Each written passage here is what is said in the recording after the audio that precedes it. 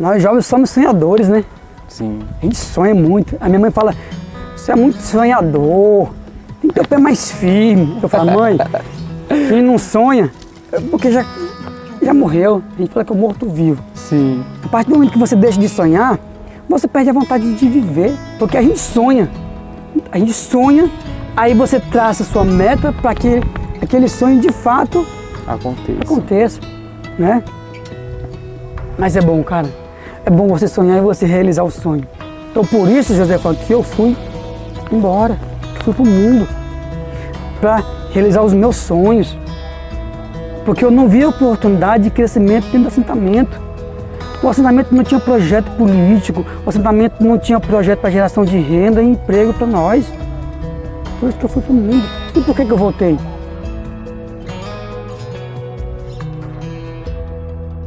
Então, oi pessoal, sou Josevão Barbosa, estou aqui na Praça da Abadia hoje para entrevistar uma fera lá do assentamento São José, que é o Rodrigo.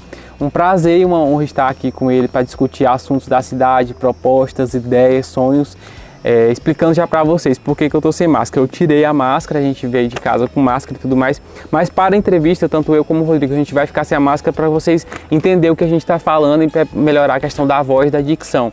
Mas a gente está a uma distância aqui, nós não estamos próximos, vai ser durante toda a entrevista sim, e a gente também está se protegendo com álcool gel e tudo mais, para garantir a nossa segurança e não colocar ninguém em perigo, beleza?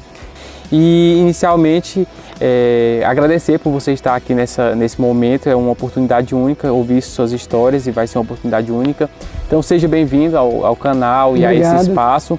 E eu queria saber, Rodrigo, quem é o Rodrigo? Quem é a sua história? Me conte, porque as pessoas talvez que ainda não te conhecem, para elas saber de onde que é o Rodrigo, ele é filho de quem, onde é que ele mora, o que ele faz da vida. Me conte um resumo sobre quem é você. Bom, cara, você me arrochou agora, né? Vai rolar um cachezinho depois? Vai! Brincadeira. Bom, eu que agradeço, né, pela oportunidade. Acho que é uma oportunidade única. É a oportunidade da gente fazer diferente esse ano, né? Sim. A gente levantar de manhã cedo e começar com o pé direito. Com certeza. Obrigado a todos também que tirou um tempinho para assistir essa entrevistinha aqui. Né? Eu me chamo Rodrigo, né? Tenho 34 anos, daqui um dia aí começa a diminuir. Sim. Eu sou natural de Aliança do Tocantins, até então Aliança do Norte de Goiás. Sim. Nasci assim, como se fosse, sabe, lembra aquelas novelas antigas, aquelas senzala? Sei. Eu nasci mais ou menos desse jeito, cara, no meio do mato. Quem fez o parto foi uma parteira, ainda quase morri ainda. Meu Deus do céu. Sou filho de pessoas muito simples, muito humildes. O meu pai, trabalhador rural, acordava 4 horas da manhã para tirar leite, né? E minha mãe trabalhava com ele. Também teve a infância dela na roça. Aquela infância sofrida, mas prazerosa, né? Sim. Vim para Peixe mais ou menos em 2004. Tive a oportunidade de ingressar na serviço público. Fui agente comunitário de saúde durante 6 anos. Conheci muita gente boa, tive muitas alegrias. Me tornei técnico em segurança do trabalho, me formei. Fui para Goiás, trabalhei no maior confinamento de gado da América Latina. Esse é o maior orgulho. Nunca vi tanto boi. Nossa. Tive a oportunidade de ir para o Mato Grosso. Lá eu me senti como se eu estivesse em outro mundo, outra realidade. Tive um choque assim, de experiência, de conhecimento muito grande. Até então eu achava que certas coisas era impossível para a gente que é do campo. Lá eu tive a oportunidade, me tornei supervisor de confinamento e fábrica de ração.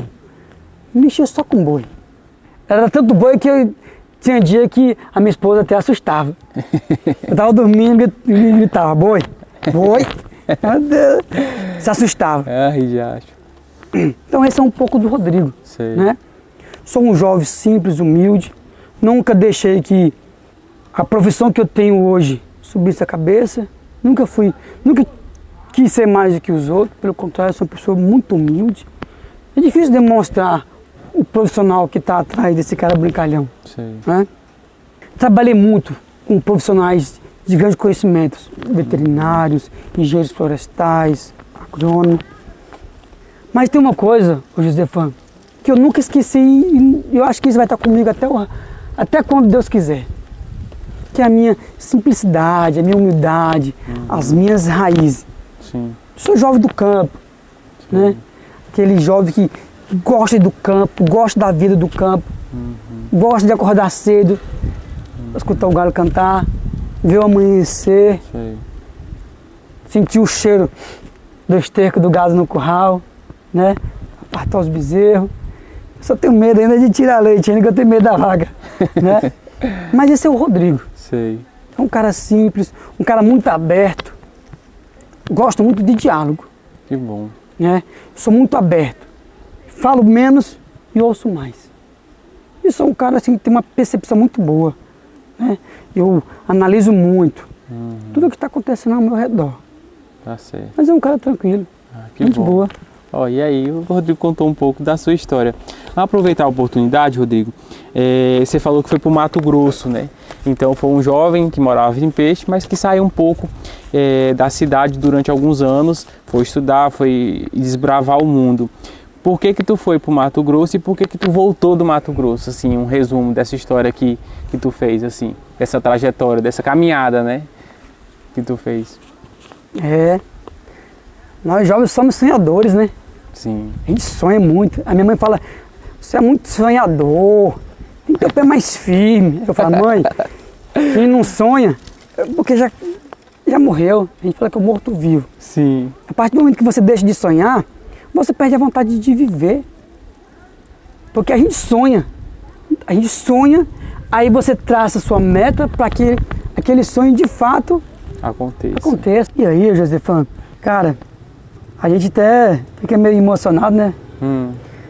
Porque aí você fez com que eu voltasse um pouco à minha infância, né? Eu lembro que quando eu vim para o assentamento para fazer companhia com meu pai, a gente ficava acampado desculpa aí. Não, tudo bem, fica à vontade. Na beira da rodovia. Aquele monte de barracão. E a gente era um povo alegre, um povo feliz, um povo unido. Todo fim de tarde tinha as peladinhas, futebol. Aí eu lembro, cara, dos meus amigos, um monte de jovem, filho da dona Ana, os filhos do seu Raul, né? Filho da dona Iraildes, do seu Bonfim, e assim por diante, cara. É muito grande. Aí a gente sentava, ficava jogando bola e disputar os campeonatos. E a gente era sonhador, a gente falava assim, cara, se der certo a terra sair aqui, eu quero mexer com isso. Eu vou mexer com leite, eu vou virar produtor de mandioca. Rapaz, eu vou trabalhar muito, eu vou fazer isso, eu vou fazer aquilo. A gente era jovem sonhador. E aí, eu me tornei agente comunitário de saúde. E aí, Josefan, foi onde eu vi, cara, que eu tive a percepção do tamanho da desigualdade social. Eu comecei a ver as pessoas ter mais contato intimamente, né? Sentava, conversava, ouvia os problemas. Cara, teve vezes que eu cheguei na casa, onde estavam só as crianças, e as crianças estavam comendo puim porque não tinham o que comer. Aí, como é que pode, cara? Isso aqui em Peixe, né? Em Peixe, como é que pode? Chegava lá, via aqueles idosos abandonados. Algumas vezes, não é querendo se engrandecer, mas eu parava naquela casa, eu ia lá, lavava vazia. Essa é coisa que ninguém sabe. Isso é íntimo meu, que eu carrego comigo. Eu lavava vazia, fazia o almoço, ficava ali, conversava. Aí você sentia aquela carência daquela pessoa. Mas aí, como a política do peixe não muda, cara, é a política de família que está estagnada, está entranhada nas raízes do sistema político de peixe, onde certas famílias dominam, não muda. Aí chega um certo ponto que a gente, jovem sonhador, você quer que de fato que o seu sonho se realize, se concretize. Mas aí como eu não via, eu não enxergava crescimento pessoal e profissional dentro do assentamento, tive que estudar para poder ir para o mundo, para poder comprar o meu carro, ter minha casa, poder viajar, poder comprar um sapato que eu não tinha condição de comprar. Eu passava assim naquelas vitrines, cara, eu via aquele sapato, falava, pô, cara, que sapato bonito. Um dia eu vou ter condição de comprar um sapato desse. Calça, caramba, que calça linda. Um dia eu vou ter condição de comprar essa calça. Então, eu fui pra luta, eu corri atrás dos meus sonhos. E eu consegui, comprei meu carro, eu podia comprar a roupa que eu quisesse. E sabe o que é engraçado, Josefão?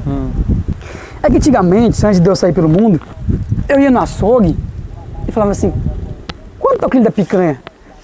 O cara falava o preço, eu falava, nossa, cara, carne boa que tem esse passar aí, vamos botar carne. Não, então me dá 1,5 kg de costela. Aí eu falei, cara, a gente não vê o mundo passou, eu falei, pelo menos o básico, que é a dignidade, todo mundo tem que ter, cara. Tem o direito de morar numa casa confortável, não precisa ser aquelas mansões, mas uma casa confortável, uma casa agradável, ter seu carro, poder comer bem, acho que esse é o básico, né? E deveria ser o básico. Fui pro mundo. Aí eu lembro quando eu peguei meu primeiro salário, como técnico. Cheguei lá, vou fazer um churrasco. Cheguei lá, eu falei, aí tinha um cara lá, né? O cara perguntou assim, falou assim, quanto é essa picanha aí? Tá, tanto.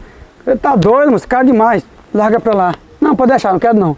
Aí eu, ei, pede essa picanha aí pra mim aí. O cara olhou pra trás assim, eu tava de bermuda, né? E o cara olhou pra mim pra trás assim, só riu. Aí o cara, pá, pesou. Coloca ela, mais 1,5 kg de contrafilé. O cara olhou pra trás de novo, só que ele já não sorriu. Ele olhou pra mim assim. Ficou preocupado, né? Ficou de lado. Eu fui encostei no balcão. Daí, meu filho, vai fazer um churrasquinho hoje? Vou. Não sei se eu dou conta de comer tudo, mas que eu vou fazer um churrasco, eu vou. Então assim, cara, tanto que é prazeroso você chegar e você ter condição de comprar aquilo que você quer. Sim. Não é luxo, cara. Um churrasquinho no final de semana, isso é luxo? Não é luxo. Não deveria ser, né? Não deveria, cara. Mas é porque, é uma coisa familiar. Então hoje, isso é difícil você fazer. Mas é bom, cara. É bom você sonhar e você realizar o sonho. Então por isso, Josefão, que eu fui embora. Fui pro mundo. Para realizar os meus sonhos. Porque eu não via oportunidade de crescimento dentro do assentamento. O assentamento não tinha projeto político. O assentamento não tinha projeto para geração de renda e emprego para nós. Por isso que eu fui pro mundo. E por que eu voltei? Por causa dos meus pais. Meu pai teve infarto, quase morreu. O meu pai hoje ele toma remédio porque ele tem problema de depressão e ansiedade, não dorme. A minha mãe está praticamente, ela é incapaz de grande mobilidade. A minha mãe não consegue ir, por exemplo, daqui 5 metros, sem parar. Problema no joelho e só mora só os dois. Então minha mãe me ligou, falou, se você não vier embora, eu vou vender a terra, porque eu e seu pai não conseguimos mais permanecer aqui.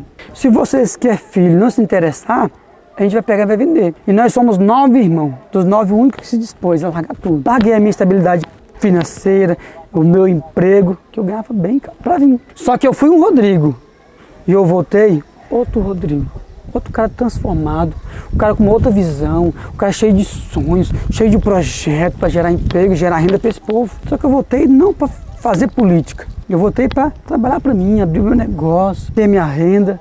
Mas aí eu tive um problema aí, né, problema financeiro, e aí isso não se tornou possível. Não é que não vai ser feito, ele simplesmente foi adiado. Sim, sim. Né? Mas que ele vai ser concretizado um dia, ele vai. Porque a gente só deixa de sonhar no dia que morre.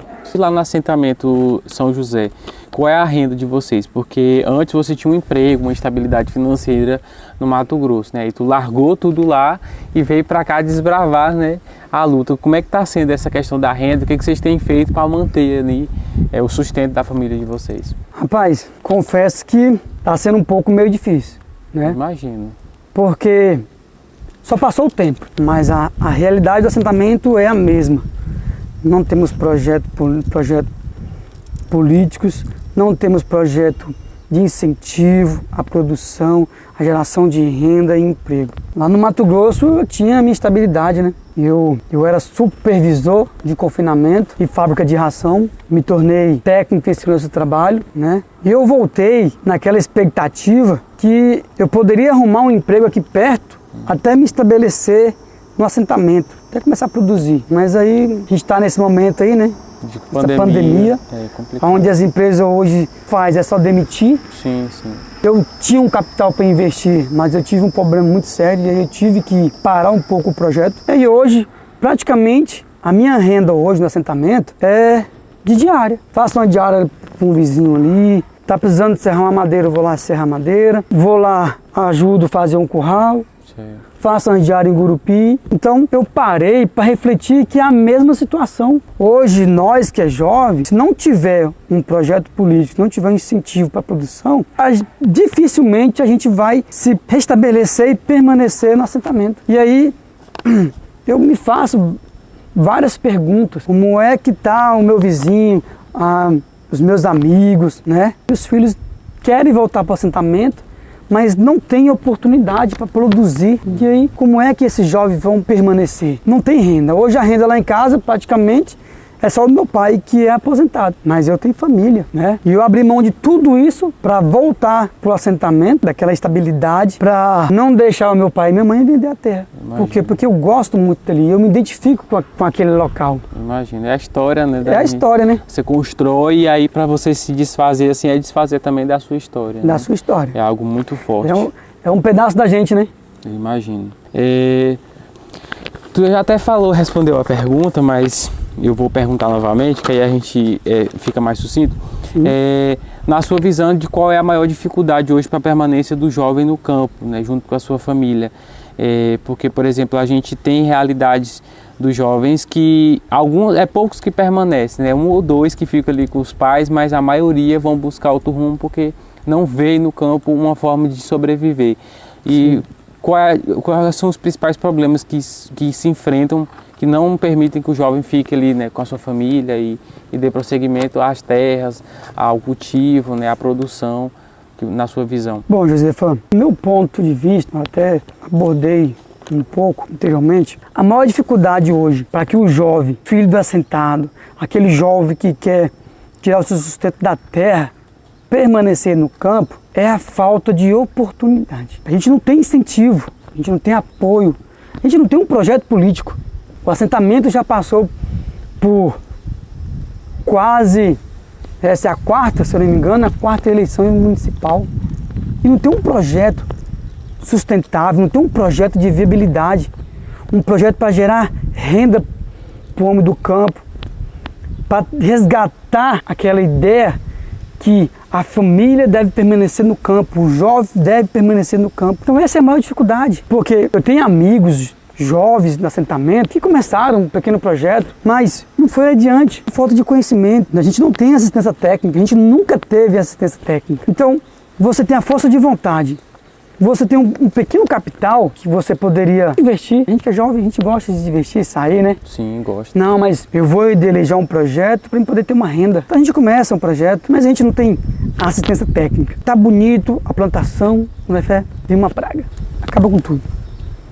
E aí aquele jovem, ele se sente frustrado. Por quê? Porque ele não vê futuro né, dentro da comunidade. Ele não vê como é que eu vou crescer como pessoa, como trabalhador dentro do campo. Ele produz, mas aí quando ele vai comercializar já tem outro gargalo. Então o principal é a falta de oportunidade, a falta de políticas sociais voltada para o campo. A gente não tem acesso a financiamento, né? A gente só ouve falar, tem um Pronaf jovem, mas quando você vai da entrada, a burocracia é muito grande. Então a gente não consegue. Os meus amigos hoje que estão dentro do assentamento, eu não sei se eu posso, por exemplo, citar um exemplo de um jovem que eu admiro muito. Pode. Né? Que é o William, eu chamo ele de Macaúba. É o William. Era um rapaz sonhador, a gente conversava muito, amigo de futebol, né? Hoje, o sustento dele é trabalhando diária, né? Catando raízes, fazenda. Mas é um jovem sonhador. Converso muito com o pai dele, né? Eles têm um projetinho lá, eles plantam pimenta. Como tanto outros jovens, né? Tem o Jonathan, o Zé, que é irmão do Jonathan, filho da dona Ana, que tem vontade de voltar para o campo, mas ele não enxerga oportunidade. Ele não vê como que ele vai produzir, como é que ele vai gerar renda. Sim. Então essa é a nossa realidade do dia a dia. Imagina. Essa é a vida do jovem no nosso assentamento. Não é só no nosso, quase todos os assentamentos. Até porque são tantas barreiras, né, tantas dificuldades, que diante de todo esse cenário, você prefere ir para a cidade buscar um serviço onde você tem a garantia de que no final do mês você vai ter aquela renda, do que ter que enfrentar todas essas barreiras para poder conseguir um sustento que às vezes nem vai ser tão, como se diz, valorizado, né? Então é muito difícil. E aí aqui uma das perguntas que eu coloquei, não sei se você tem resposta, mas eu acredito que sim. Quais seriam então as soluções para viabilizar a volta à permanência desses jovens no campo? Tu citou os projetos, mas, por exemplo, de que forma, por exemplo, o poder público ou o próprio assentamento em si pode se organizar para que possa garantir que o jovem possa estar lá, né? Que ele tenha condições de desenvolver seus sonhos, colocar em prática tudo aquilo que ele planeja. O município, Josefan, ele tem que entender que ele também é uma máquina de investimento. O município tem que investir. Se o município hoje tivesse uma secretaria de agricultura forte, uma secretaria de agricultura atuante, né? E que tivesse a mesma linguagem, o mesmo foco, desenvolver a agricultura familiar. Esse seria o primeiro passo. O segundo, para fazer com que esses jovens retornem para o campo, nós como comunidade temos que nos organizar. Nós somos divididos. Eu lembro, e tenho certeza que muitos irão lembrar, na época do acampamento, a gente era um povo unido. Tinha uma família que não tinha o que comer, o pessoal saía lá nas casinhas, fazia uma cesta básica e entregava. Tinha uma família que estava com problema, estava sem água, o pessoal se reunia e lá ajudava a cavar a cisterna. Tinha uma pessoa passando mal, o povo saía doido, correndo aquele alvoroço todo, socorria. Era um povo prestativo. Tinha os nossos momentos de confraternização que era muito bom. Tinha os torneios de futebol. A gente era um povo feliz, era um povo unido. Hoje, nós somos um povo desorganizado. A gente é muito individual. Então, o primeiro passo é o município entender que ele tem que ser a máquina propulsora do desenvolvimento. O segundo passo é a comunidade se organizar, fazer uma análise de mercado bem feita, ter uma assistência técnica de qualidade forte para poder elaborar projeto viável, fazer análise de mercado, análise de investimento, qual que é o valor inicial desse investimento para esse projeto, qual que é o retorno, qual que é o tempo, o período que esse projeto vai começar a me dar renda. E aí, Josefan, eu falo que os projetos hoje que terão ou irão ser elaborados é projeto para a juventude. Por quê? Porque aquelas pessoas, aqueles meus amigos que estão aí no assentamento há quase 16 anos, hoje não conseguem mais desempenhar aquele serviço braçal, porque já estão com uma certa idade. Então hoje esse projeto do assentamento é projeto voltado para a juventude, projeto para resgatar a juventude. Porque se eu tenho um suporte para produzir, eu tenho um suporte na comercialização. Eu fiz capacitação, curso de comercialização, de como produzir. Eu tenho uma assistência técnica forte. Eu tenho mercado para entregar aquilo que eu produzir e com certeza, eu vou me restabelecer no campo. Tem projetos, Josefan, que o investimento é baixo, que com 5 meses eu começo a ter retorno. E isso vai me dar uma renda mensal de R$ 5.500 a R$ 6.000 bruto. Eu tenho certeza, Josefan, que esse jovem que gosta do campo, que gosta da família, quer estar perto da família, se tiver uns projetos desses para desenvolver o campo, gerar renda, emprego, esses jovens eles vão retornar para as suas parcelas, para morar com os seus pais. E é isso que a gente precisa. A gente precisa de projeto para gerar renda, gerar emprego para nós. Por que eu falo para nós? Porque eu sou jovem, eu quero morar no assentamento, quero criar os meus filhos no assentamento. Então, é isso que a gente precisa, é isso que esse jovem precisa, de políticas sociais voltadas para o campo. Não é só dizer que vai fazer, realmente a gente precisa que isso seja feito. Com certeza, para dar até dignidade, né? Porque eu vejo muito abandono, né? Sim. E infelizmente a gente vê uma politicagem, na verdade, porque as comunidades, as pessoas em si do entorno do município, elas têm valor na época da eleição, na época da política, porque aí se visita, se houve problema, se discute as coisas, mas infelizmente as pessoas de lá durante os mandatos, elas não são muito ouvidas, né? E a política individualista de cada um às vezes acaba atrapalhando muito também. Obrigado, pessoal, por ter assistido até aqui, e nas próximas semanas nós estaremos lançando a segunda parte dessa incrível entrevista com o Rodrigo. Aguardem aí no nosso canal, compartilhe e até a próxima.